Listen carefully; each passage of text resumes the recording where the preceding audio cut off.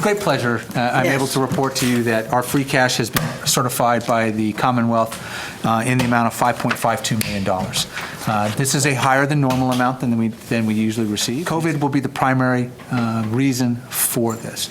As you recall, a year and a half ago when we were working on the budget, we presented a strategy that laid out 3 courses of action: a 10% reduction, a 20% reduction, and a 30% reduction. None of those materialized. We ended up with an even budget. With Governor Baker's CARES Act, we were able to defer approximately $2.4 million in expenditures from the general fund that we would have normally made with appropriated tax dollars from the community. Because of CARES, and even though we still have a remaining balance, we're not fully expended on that, that created a buffer and provided the ability to not put as much pressure on the general budget. We ran into a hiring problem. When we did the hiring freeze, we had a couple vacancies, and then when we turned it all back on, we couldn't hire anybody. Winter forecasts for this year are calling for a heavier than normal snowfall. We should, allocate around $500,000 of the current free cash that's certified for snow response.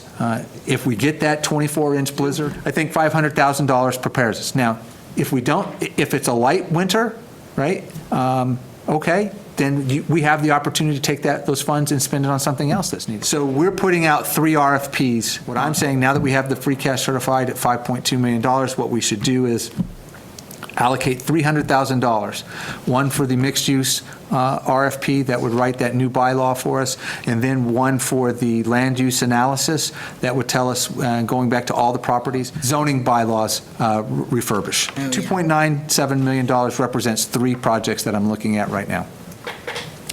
Project number 1, Richards Memorial Library. I need $1.5 million to do all the repairs to Richards Memorial Library. When you build a new track and you add a new bleachers around it, you create a requirement based on the number of bleachers that you build for facilities.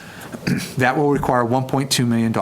Project number 3 in this category, and will be the last project that I will recommend for this, a full measure and list of all of our town's property. We have not had a full measure and list in well over 20 plus years. This would be the knock on the door, do the measure and list of the house of what all of it is, and then be able to reset the database of what the property values would be. There's some issues and concerns with fields and how those are maintained. We are looking at approximately $1 million to create 2 new additional fields on High Street. I make a motion to report back to the town council with a favorable recommendation. All in favor, please say aye.